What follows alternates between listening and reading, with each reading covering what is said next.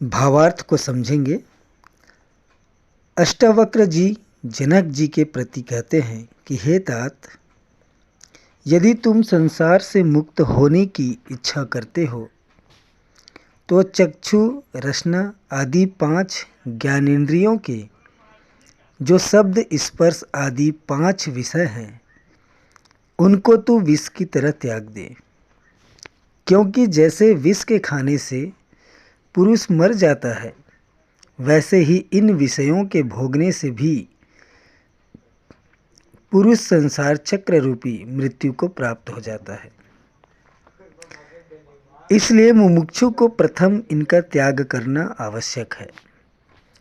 और इन विषयों के अत्यंत भोगने से रोग आदि उत्पन्न होते हैं और बुद्धि भी मलिन होती है एवं सार और असार वस्तु का विवेक नहीं रहता है।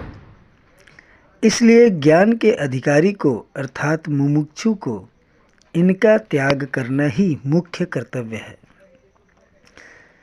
फिर जनक जी प्रश्न करते हैं, हे भगवान, विषय भोग के त्यागने से शरीर नहीं रह सकता और जितने बड़े बड़े ऋषि राजर्षि हुए हैं उन्होंने भी इनका त्याग नहीं किया है और वे आत्मज्ञान को प्राप्त हुए हैं और भोग भी भोगते रहे हैं। फिर आप हमसे कैसे कहते हैं कि इनको त्यागो? फिर अष्टावक्र जी जवाब देते हैं जनक जी को, उसका उत्तर देते हैं प्रश्न का।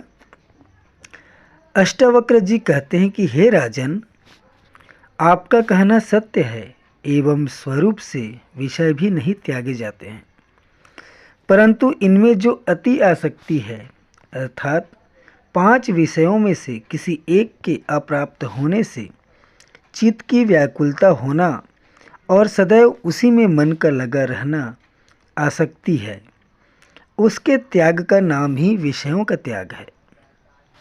एवं जो प्रारब्ध भोग से प्राप्त हो उसी में संतुष्ट होना, लोलुप न होना और उनकी प्राप्ति के लिए असत्य भाषण आदि का न करना, किंतु प्राप्त काल में उनमें दोष दृष्टि और ग्लानि होनी और उसके त्याग की इच्छा होनी और उनकी प्राप्ति के लिए किसी के आगे दिन न होना, इसी का नाम वैराग्य है। यह जनक जी के एक प्रश्न का उत्तर हुआ। उसके बाद जनक जी फिर प्रश्न करते हैं,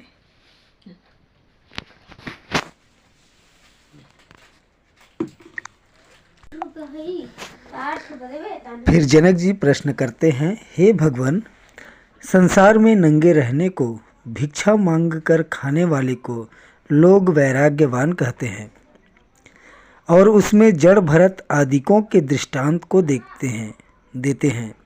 आपके कथन से लोगों का कथन विरुद्ध पड़ता है।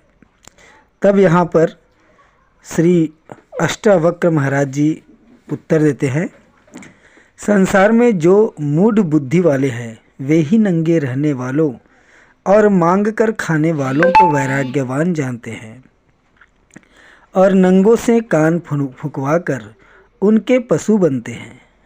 बहुत बड़ी बात यहाँ पर अष्टावक्र जी ने बताया है। संसार में जो मूढ़ व्यक्ति, मूढ़ बुद्धि वाले हैं वे ही नंगे रहने वालों और मांग कर खाने वालों को वैराग्यवान जानते हैं और नंगों से कान फुकवा कर उनके पशु बनते हैं। परंतु युक्ति और प्रमाण से यह वार्ता विरुद्ध है। यदि नंगे रहने से ही वैराग्यवान होता तो सब पशु और पागल आदि को भी वैराग्यवान कहना चाहिए, पर ऐसा तो नहीं देखते हैं। और यदि मांग कर खाने से ही वैराग्यवान हो जावे तो सब दिन दरिद्रों को भी वैराग्यवान कहना चाहिए, पर ऐसा तो नहीं कहते हैं। इन्हीं युक्तियों से सिद्ध होता है कि नंगा रहने और मांग कर खाने वाले का नाम वैराग्यवान नहीं। यदि कहो कि विचार पूर्वक नंगे रहने वाले का नाम वैराग्यवान है, यह भी वार्ता शास्त्र विरुद्ध है। क्योंकि विचार के साथ इस वार्ता का विरोध आता है। जहाँ पर प्रकाश रहता है वहाँ पर तम नहीं रहता। ये दोनों जैसे परस्पर विरोधी हैं, वैसे सतत्व गुण का कार्य सत्य और मिथ्या का विवेचन रूपी विचार है, और तमोगुण का कार्य नंगा रहना है। देखिए, वर्ष के 12वें महीने में नंगे रहने वालों के शरीर को कष्ट होता है। सर्दी के मौसम में सर्दी के मारे उनके होश बिगड़ते हैं और उनके हृदय में विचार उत्पन्न भी नहीं हो सकता है। एवं गर्मी और बरसात में मच्छर काट काट कर खाते हैं। अतः सदैव उनकी वृत्ति दुखाकार बनी रहती है। विचार का गंध मात्र भी नहीं रहता है तथा श्रुति से भी विरोध आता है। आत्मानं चितद्विजानीय दयं स्मृति पुरुषः किमिच्छन् कस्य कामाय शरीर मनु संजवरेत। यदि विद्वान ने आत्मा को जान लिया कि यह आत्मा ब्रह्म मैं ही हूँ, तब किसकी इच्छा करता हुआ और किस कामना के लिए शरीर को तपावेगा, किंतु कदापि नहीं तपावेगा। और गीता में भी भगवान ने इसको तामसी तप लिखा है। इसी से साबित होता है कि नंगे रहने वाले का नाम वैराग्यवान नहीं है, किंतु केवल मूर्खों को पशु बनाने के लिए वास्ते नंगा रहना है।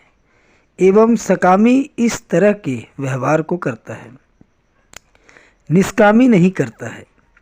तथा जड़ भरत आदिकों को अपने पूर्व जन्म का वृत्तांत याद था।